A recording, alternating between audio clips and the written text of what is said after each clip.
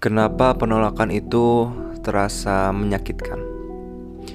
Sebelum menjawab pertanyaan ini, memangnya seperti apa sih penolakan tersebut, rasanya tuh kayak gimana sih? Banyak sekali jenis sensasinya.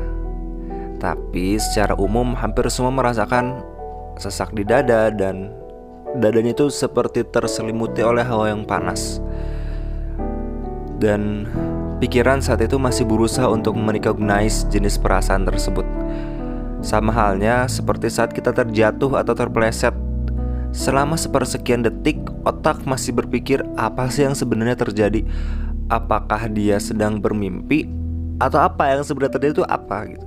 Sampai akhirnya hentakan ke tanah menyadarkan dirinya bahwa ya itu memang terjadi. Saya memang jatuh. Seolah-olah jatuh tersandung itu seperti jatuh dari ketinggian 10 meter, padahal 1 meter pun tidak. Sakitnya mungkin tidak begitu terasa, tapi sensasi terkejut karena tidak percaya bahwa saat itu dirinya terjatuhlah yang membuatnya shock. Cukup untuk menyadarkan kita agar tidak memainkan handphone saat sedang berjalan di trotoar. Mungkin contoh ini bisa diasosiasikan dalam kasus penolakan. Mungkin kita nggak sadar kalau kita tuh sedang ditolak atau sudah ditolak. Otak kita masih percaya bahwa ini aku ditolak atau enggak ya, atau mungkin dia bermaksud yang lain, sebenarnya nggak ngomong enggak tapi cuman kasih kesempatan aja. Mungkin itu yang sedang dipikirkan oleh seorang yang sedang jatuh cinta kepada lawan jenisnya. Otaknya masih memikirkan, apakah aku benar-benar ditolak? Apakah aku masih punya kesempatan lagi untuk berusaha? Atau sebenarnya dia hanya ingin melihat ketulusan hatiku? Kan bisa banyak sekali narasi yang lewat di pikiran kita saat kita sedang mengalami penolakan. Banyak sekali. Sampai akhirnya kita harus merasakan hentakan ke tanah yang benar-benar terasa, yang begitu nyata, bukan hanya sekedar narasi atau perasaan saja, sehingga kita tuh sadar bahwa ya, kita sedang mengalami penolakan. Jadi kembali lagi, kenapa sih penolakan terasa menyakitkan? Aku akan coba memulai dari pikiran irasionalnya human.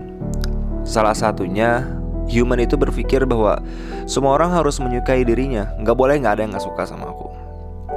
Which is gak mungkin.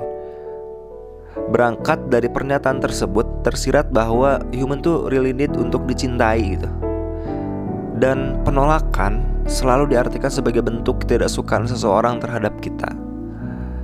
Padahal kalau kita ditolak oleh gebetan, atau kita ditolak pekerjaan, atau masuk ke SMA atau university, itu kan bisa berarti berbagai hal ya. Tapi karena penolakan selalu diartikan hal yang negatif, selalu diartikan bahwa kita tidak pantas, tidak layak, atau tidak dapat masuk ke dalam kelompok sosial atau diterima oleh seseorang, maka selamanya akan selalu negatif.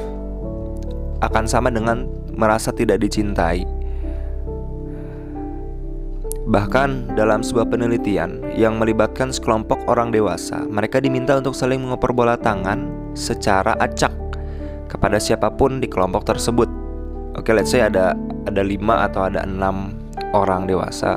Aku lupa ada berapa jumlahnya. Jadi mereka saling mengoper bola, begitu seterusnya. Kemudian penelitian dimulai. Oleh peneliti, bola tersebut diinstruksikan seolah-olah sebagai bom. Normalnya orang pasti akan senang jika dia tidak mendapatkan operan bola, karena bola tersebut ya dianggapnya bom.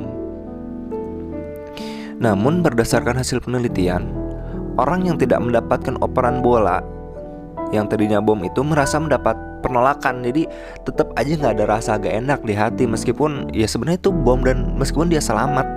Ya dia selamat, tapi dia tetap kok kayaknya aku gak diajak deh, kayaknya aku gak dianggap oleh orang dewasa yang lain, meskipun gak kenal. Selalu ada rasa tersebut. Bahkan setelah situasi tadi diubah menjadi menguntungkan, situasinya akan menguntungkan kalau human mendapatkan penolakan atas sesuatu yang akan merugikan dia. Kayak tadi aja kan, kalau gak dapat bola ya kita untung, kita selamat di permainan tersebut. Kalau dapat bola ya kita kalah atau kita mati gitu. Tapi penolakan is penolakan.